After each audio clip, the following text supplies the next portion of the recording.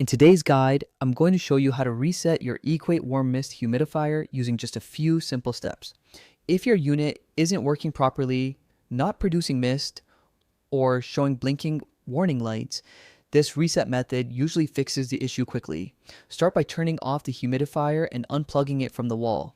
This keeps everything safe while you work. Then remove the water tank and empty out any remaining water so you can start fresh without spills.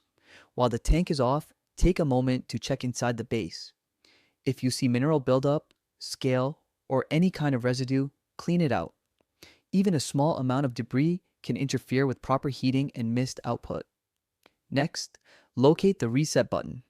On most Equate Warm Mist models, it's a small recessed button found near the bottom or side of the base. You might need a paperclip, pen tip, or similar tool to reach it. Press and hold the reset button for about 5 to 10 seconds.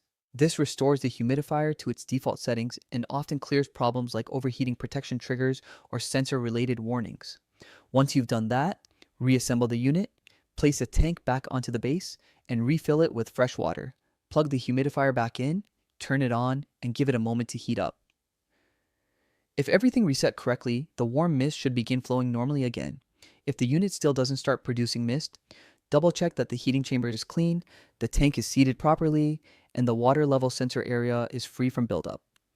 A clean and correctly positioned tank ensures stable operation and helps prevent future shutdowns.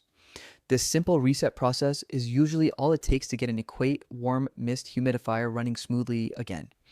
If you maintain it regularly, like cleaning mineral deposits and using filtered water when possible, the device tends to stay reliable, produce steadier mist, and avoid automatic safety shutoffs.